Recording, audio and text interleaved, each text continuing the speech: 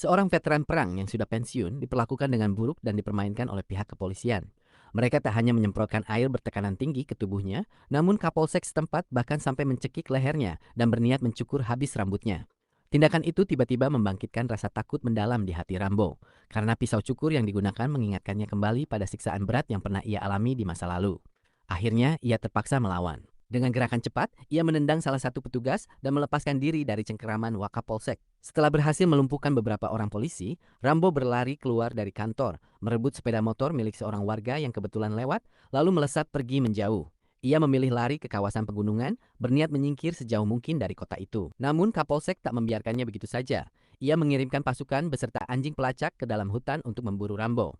Mendengar suara gonggongan yang kian mendekat, Rambo terus mendaki menuju puncak bukit. Sayangnya, perjalanannya terhenti saat ia terhalang oleh tebing curam.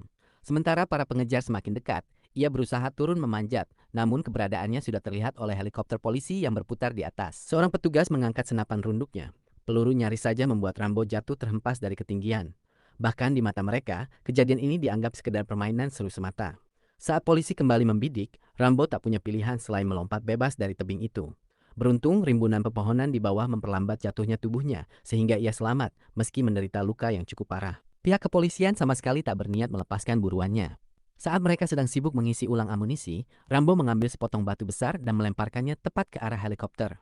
Pesawat itu terguncang hebat hingga salah satu penumpangnya terlempar jatuh dan tewas seketika. Rambo pun terpaksa mengambil perlengkapan dan senjata milik petugas yang tewas itu. Di saat yang sama, Kapolsek memimpin pasukannya sampai ke tepi tebing. Rambo tidak lari lagi. Ia justru berusaha berdamai dan menjelaskan semuanya. Ia tak ingin ada korban jiwa lagi. Namun, alih-alih mendengarkan, Kapolsek malah menembaki dirinya.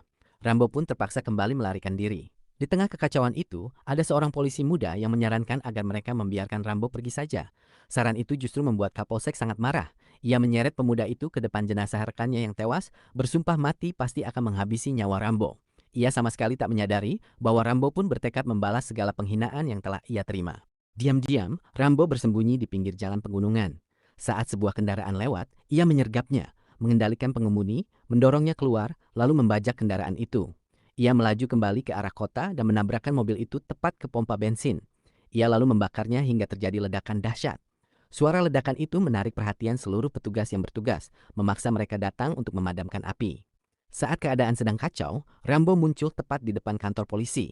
Ia melepaskan tembakan ke arah transformator listrik sehingga seketika seluruh kawasan kantor polisi menjadi gelap gulita. Dengan senapan mesin di tangannya, ia menyerbu dan menembaki bangunan itu. Bagian dalam kantor polisi hancur berantakan. Kapolsek hanya bisa meringkuk ketakutan di sudut ruangan sampai rentetan tembakan berhenti. Ia mencoba